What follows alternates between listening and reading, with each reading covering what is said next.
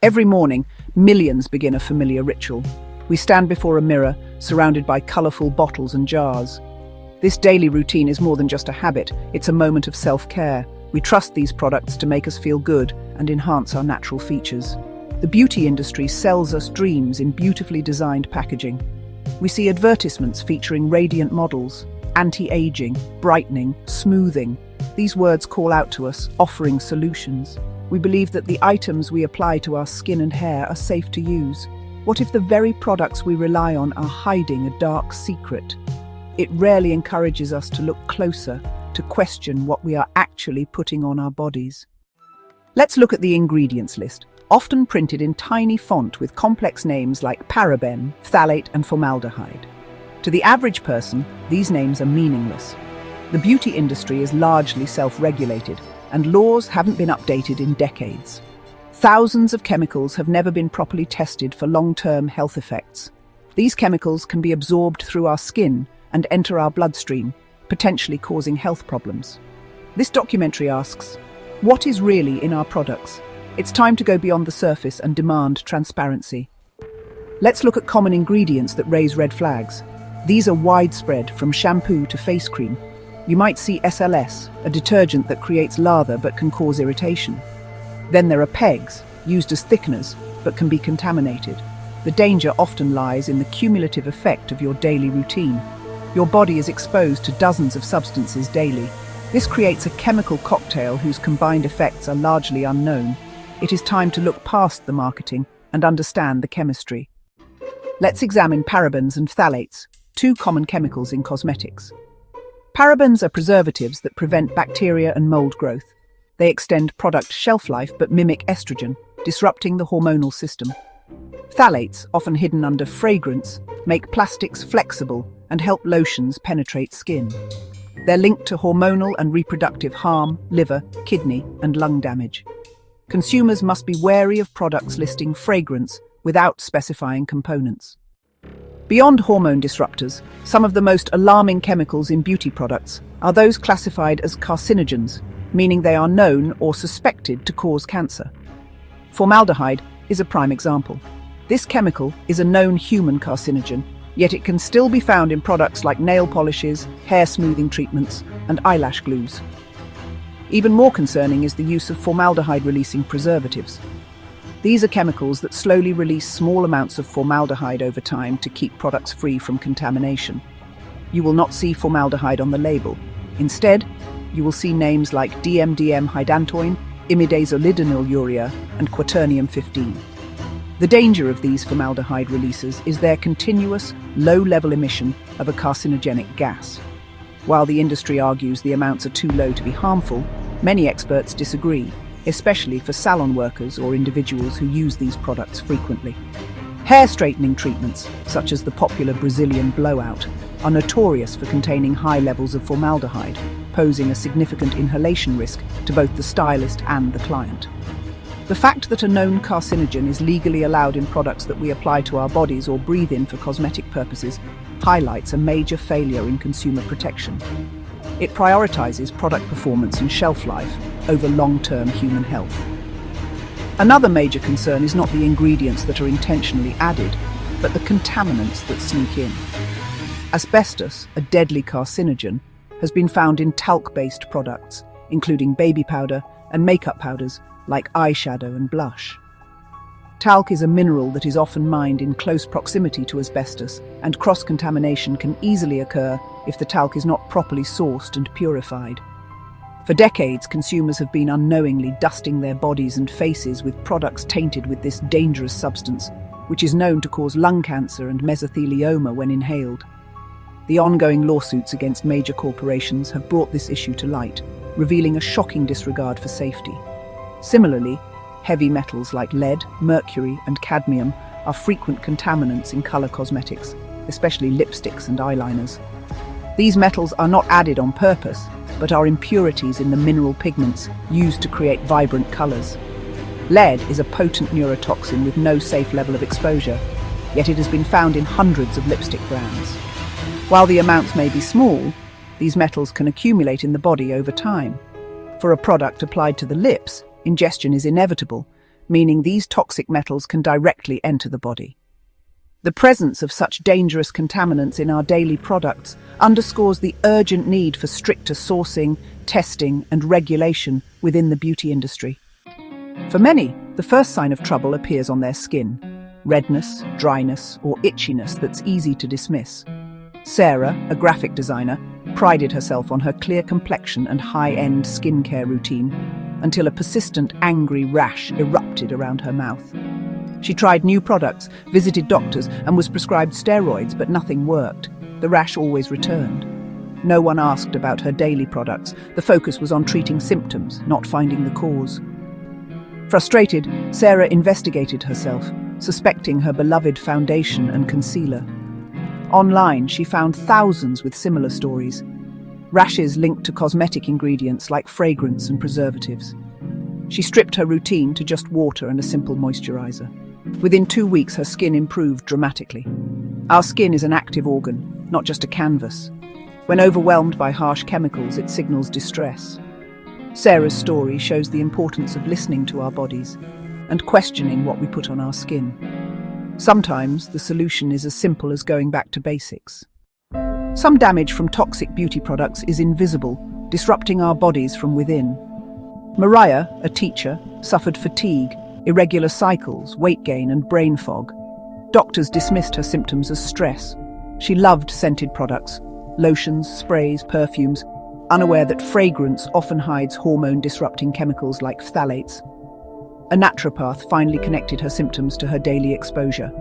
Tests confirmed high phthalate levels. Maria detoxed her home, switching to unscented, transparent products.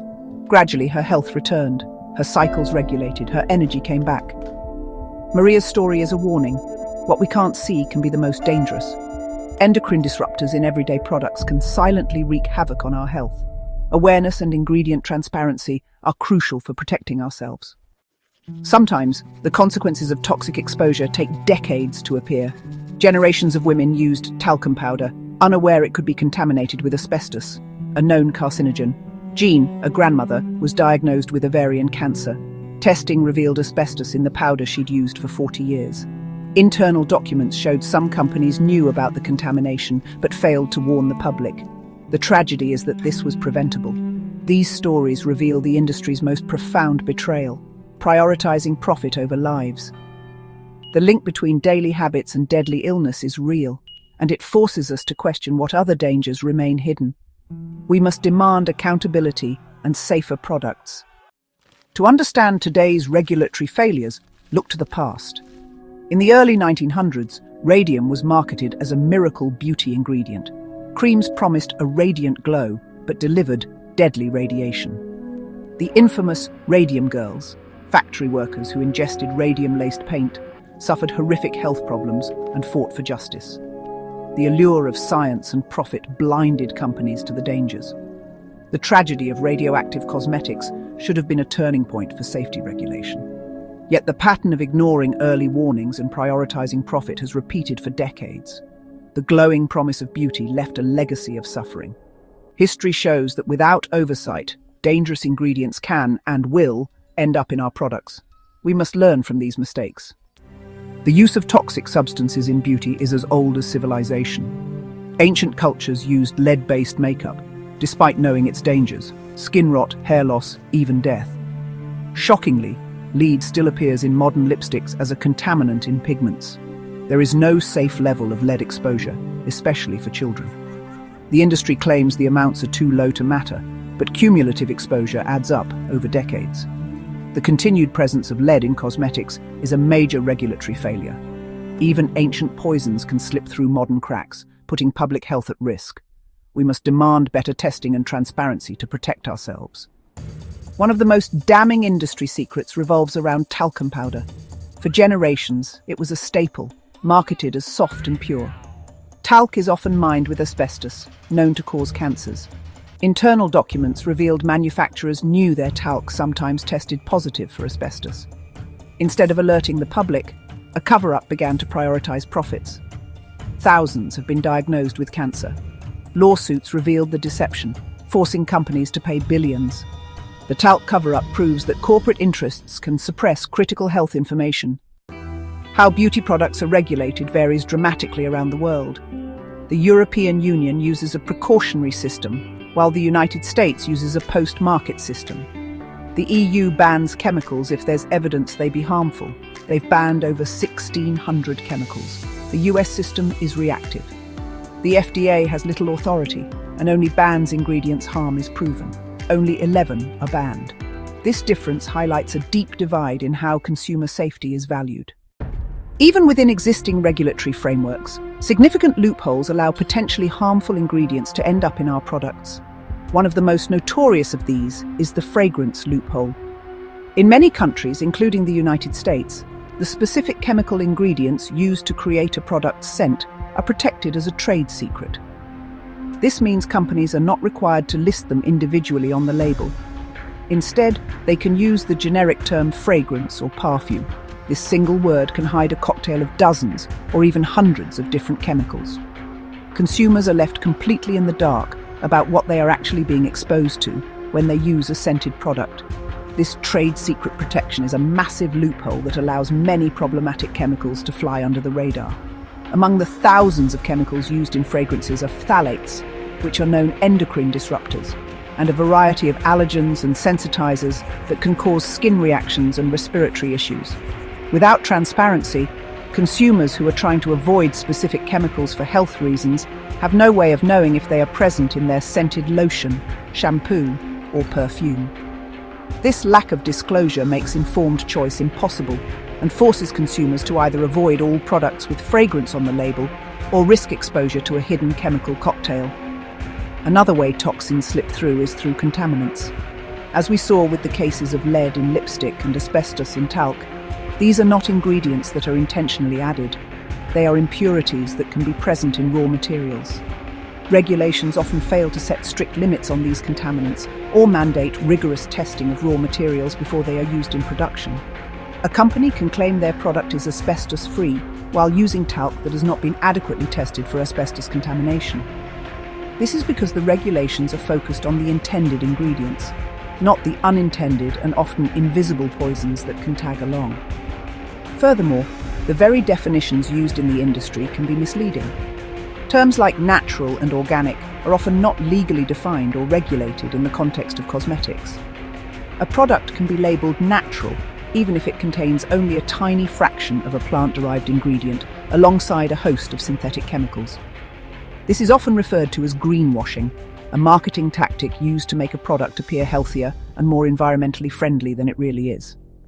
Without clear, legally enforceable standards for these terms, consumers can be easily misled into believing they are making a safer choice, when, in reality, the product may still contain the very ingredients they are trying to avoid. The core of the regulatory problem comes down to a fundamental question: who is responsible for proving an ingredient is safe?